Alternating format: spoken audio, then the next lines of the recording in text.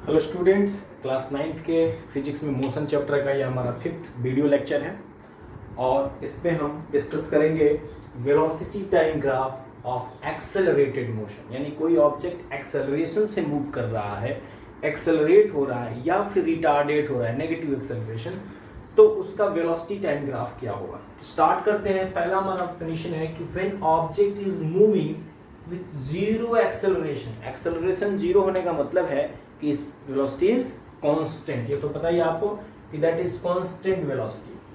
तो constant velocity होगी तो ये y एक्सिस पे वेलोसिटी को हम रिप्रेजेंट कर रहे हैं और x एक्सिस पे हम टाइम को रिप्रेजेंट कर रहे हैं।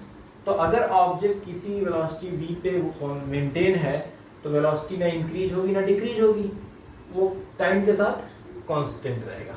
ठीक है, टाइम तो चेंज हो रहा है लेकिन वेलोसिटी में कोई चेंजिंग नहीं, जो जितनी उसकी वैल्यू पहले थी बाद में भी उतनी ही है। तो ये कांस्टेंट वेलोसिटी के लिए या जीरो एक्सेलरेशन के लिए है ना, ये ग्राफ हो गया। समझ में आ गई बात। सेकेंड पॉइंट डिस्कस करें तो when object is moving with constant positive acceleration. Constant positive acceleration दो केस हो गया। पहला है स्टार्टिंग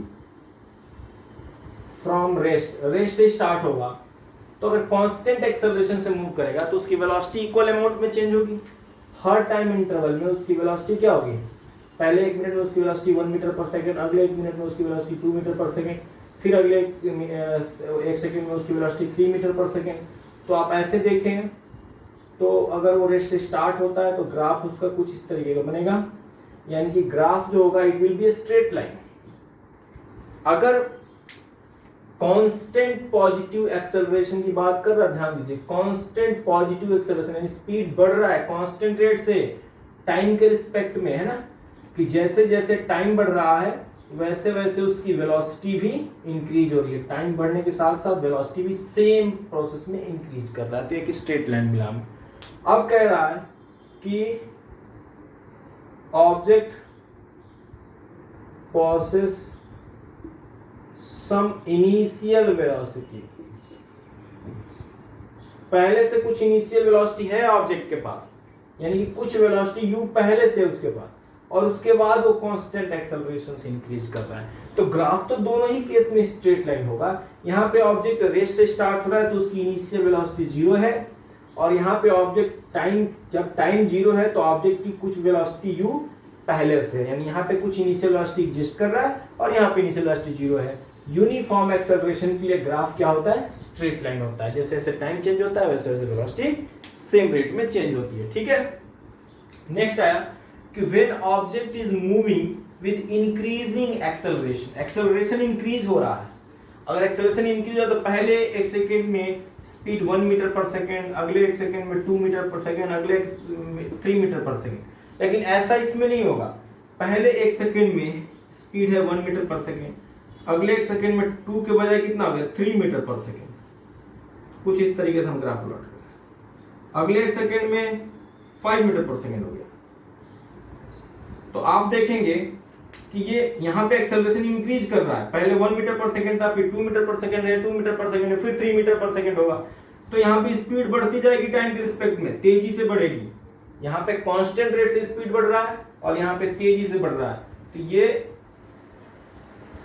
किसका कर्व हो गया, जब इंक्रीजिंग एक्सेलरेशन, एक्सेलरेशन ही बढ़ रहा हो, एक्सेलरेशन बढ़ेगा तो स्पीड का जो कांस्टेंट रेट से इंक्रीमेंट हो रहा तो वो नहीं होगा, स्पीड तेजी से बढ़ेगा टाइम के रिस्पेक्ट में, कम टाइम में ज्यादा स्पीड गेन करेगा, वेलोसिटी गेन करेगा। ठीक है ना। फिर फोर्थ पॉइंट हो गया कि when object is moving with constant negative acceleration. Negative acceleration से होगा तो क्या होगा, उसकी वेलोसिटी कम होगी।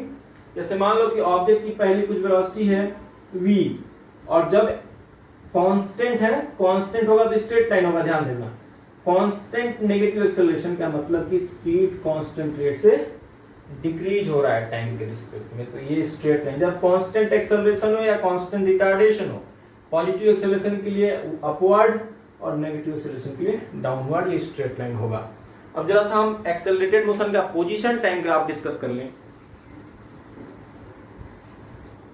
यहाँ पे एक्सेलरेटेड मोशन का पोजीशन टाइम ग्राफ डिस्कस कर रहे हैं। पोजीशन और टाइम, पिछले टॉपिक में वेलोसिटी और टाइम ग्राफ का डिस्कस कर रहे हैं। पहला कंडीशन है कि when object is moving with uniform positive acceleration. अब पॉजिटिव एक्सेलरेशन, सपोज करें ऑब्जेक्ट रेस से स्टार्ट हो रहा है, पहले 1 सेकेंड में उसका जो एक्सेलरेशन है वो 1 मीटर पर सेकेंड स्क्वायर है, ठीक है। पहले 1 सेकेंड में, टाइम 1 सेकेंड में उसने कितनी वेलोसिटी गेन की, 1 मीटर, तो डिस्टेंस कितना चलेगा, 1 मीटर। अगले 1 सेकेंड में उसकी स्पीड कितनी हो गई है, पहले थी वेलोसिटी 1 मीटर, अगले 1 सेकेंड में वेलोसिटी हो गई 2 मीटर, क्योंकि एक्सेलरेशन है 1 मीटर पर सेकेंड का। तो अगले नेक्स्ट 1 सेकेंड में वो 2 मीटर का डिस्टेंस चलेगा, तो कुछ इस तरीके का कर्व मिलेंगे। फिर अगले 1 सेकेंड में उसकी स्पीड कितनी हो गई है, 3 मीटर पर सेकेंड, तो 1, 2 एंड 3 मीटर का वो डिस्टेंस कवर करेगा, तो कुछ इस तरीके का ग्राफ मिलेगा। तो हम इसको जरा ज्वाइन करें तो ग्राफ आपका कुछ इस तरीके का होगा। इसको आप इन पॉइंट्स को ज्वाइन करें तो ऐसे ग्राफ आपको मिलेगा। तो ये है पॉजिटिव एक्सेलरेशन के साथ, यूनिफॉर्म पॉजिटिव एक्सेलरेशन के साथ जब ऑब्जेक्ट मूव करता है तो उसकी स्पीड बढ़ती जाती है, और स्पीड बढ़ती जाती है तो वो कम समय में ज्यादा डिस्टेंस कवर करता है। तो ग्राफ कुछ इस तरीके से होता है, या बिल्कुल नॉर्मली प्लॉट करें, हम डेटा यहाँ पे ना मेंशन करके नॉर्मली प्लॉट करें तो ग्राफ कुछ इस तरीके से आता है ना, पोजीशन की ओर शिफ्ट होता है। और ये क्या इंडिकेट कर रहा है कि एक्सेलरेटेड मोशन है, कांस्टेंट एक्सेलरेशन, एक्सेलरेशन के साथ स्पीड बढ़ रही है, वेलोसिटी बढ़ रही है, तो पोजीशन भी, डिस्प्लेसमेंट भी वो ज्यादा कवर कर रहा है। When object moving with uniform negative acceleration, अब नेगेटिव एक्सेलरेशन का क्या कंडीशन है कि ऑब्जेक्ट नेगेटिव एक्सेलरेशन से पहले उसकी स्पीड कम होगी, पोजीशन स्टार्टिंग में जब उसकी पहले, जैसे मान लो नेगेटिव एक्सेलरेशन का मतलब क्या है कि स्पीड उसकी कम हो रही है, वेलोसिटी कम हो रही है, यानी स्टार्टिंग में उसकी वेलोसिटी ज्यादा थी, स्टार्टिंग में उसकी वेलोसिटी ज्यादा थी तो उसका स्लोप कुछ इस तरीके हुआ, जाते जाते उसकी वेलोसिटी कम हो गई, तो अब पोजीशन वो 0 एक्वायर कर रहा है और फिर वो वापस आने लगा। जैसे मान लीजिए कि झूला है, स्विंग है, ठीक है, बीच में उसका स्पीड सबसे ज्यादा है, जैसे वो किनारे पे पहुंचा उसकी स्पीड कम होने लगी, कम होने लगी, कम होने लगी, और फिर वो वापस आने लगता है ना।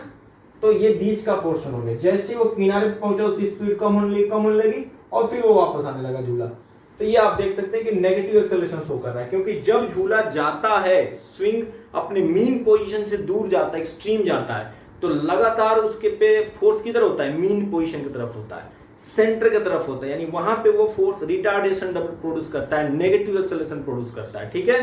तो स्टार्टिंग में तो स्पीड ज्यादा थी जब वो मीन पोजीशन क्रॉस किया, लेकिन रिटार्डेशन के होते होते एक्सट्रीम पे जाकर उसकी स्पीड 0 हो गई, पोजीशन अब वहीं से वो वापस अब नेगेटिव डायरेक्शन में मूव करना स्टार्ट किया, ठीक है। अगर हम यही डिस्कस करें, थर्ड केस हम मान लें कि when there is no acceleration, no acceleration का कंडीशन है, यानी कि velocity is equal to constant, acceleration 0 है यानी वेलोसिटी कांस्टेंट है। तो कांस्टेंट वेलोसिटी के लिए आपको पता ही है कि पोजीशन टाइम जो ग्राफ होता है वो एक स्ट्रेट लाइन होता है। पोजीशन टाइम ग्राफ ये पहले हम डिस्कस कर चुके हैं कि अगर इस वेलोसिटी कांस्टेंट होगा तो इक्वल टाइम में इक्वल डिस्टेंस, इक्वल टाइम में इक्वल डिस्टेंस कवर करेगा, और जो ग्राफ मिलेगा वो स्ट्रेट लाइन होगा। तो वेलोसिटी कांस्टेंट क्या है या नो एक्सेलरेशन क्या है, दोनों बात एक ही है। एग्जाम में अगर आपसे नो एक्सेलरेशन पूछता है तो भी यही पोजीशन टाइम ग्राफ है, कांस्टेंट वेलोसिटी पूछता है तो भी यही पोजीशन टाइम ग्राफ है। तो इसका आप ध्यान रखेंगे। आगे बढ़ते हैं। यहाँ पे स्टूडेंट वेलोसिटी टाइम ग्राफ का, यूनिफॉर्मली एक्सेलरेटेड मोशन का ग्राफ पता है आपको, वेलोसिटी टाइम ग्राफ एक स्ट्रेट लाइन होता है, उसका हम स्टडी करके देखें कि क्या क्या इंफॉर्मेशन हम ग्राफ से पा सकते हैं या क्या क्या इंफॉर्मेशन इसके अंदर हिडन है, ठीक है। To study the velocity time graph of uniformly accelerated motion, uniformly accelerated motion का जो ग्राफ है, सपोज करो अगर वो 0 से स्टार्ट हो रहा है तो ये है इसका ग्राफ, स्ट्रेट लाइन, बिल्कुल स्ट्रेट लाइन, ठीक है। ये पॉइंट हो गया। अब यहां पे आपने सपोज किया eight any time t1 time पे इसकी वेलोसिटी क्या है मूविंग बॉडी की, u है, u is the initial velocity, at the initial time of observation u is initial velocity, and eight any time t2, किसी टाइम t2 पे इसकी velocity कितनी हो गई, v हो गई, क्लियर।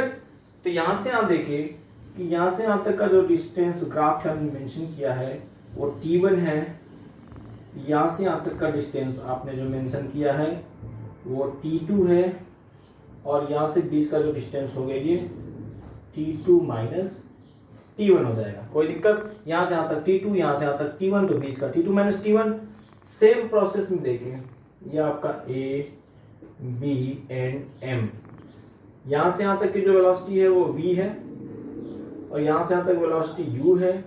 ये जो v की वेलोसिटी हो गई ये v माइनस u हो गई। होपफुली आपको समझ आया होगा कि जीरो से ये v वेलोसिटी, जीरो से u वेलोसिटी, तो बीच का कितना हो गया v माइनस u। क्लियर। अब हम बात करें स्लोप का। नाउ पहले हम देखें कि at any time t1 time पे velocity u, at any time t2 velocity is v। Now change in velocity कितना चेंज हुआ, तो v minus u, final velocity minus initial velocity, and what is the time interval for this change, so it is t2 minus t1। Now बड़ा important topic अभी discuss कर रहे हैं, slope of the graph. Slope of the graph क्या होता है, slope is equal to height upon base. तो height क्या होगा bm और upon base am, bm upon am। ये हम स्लोप फाइंड कर रहे हैं, slope of the graph. Slope is equal to height upon base bm upon am। bm कितना है भाई, v माइनस u, और अपॉन am कितना है t2 माइनस t1। तो स्लोप आपको मिला, slope is equal to v minus u upon t2 minus t1। तो v माइनस u क्या है भैया, change in velocity, change in velocity, और नीचे क्या है time interval, time interval.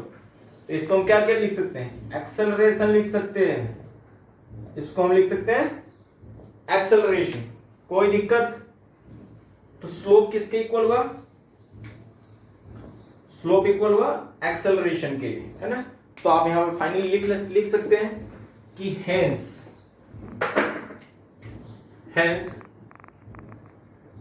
Slope of VT graph, VT graph means velocity time graph, of uniformly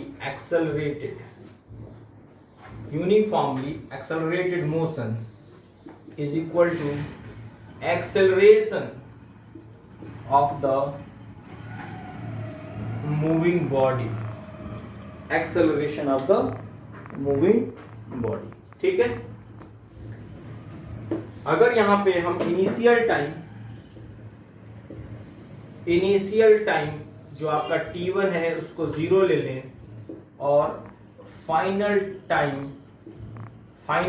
ध्यान से देखते रहेंगे, फाइनल टाइम t2 को हम t मान लें। सो जो स्लोप है जिसको हम एक्सेलरेशन कह रहे हैं, एक्सेलरेशन वो क्या होगा, a is equal to v minus u upon t minus 0, यानी a is equal to v minus u upon t।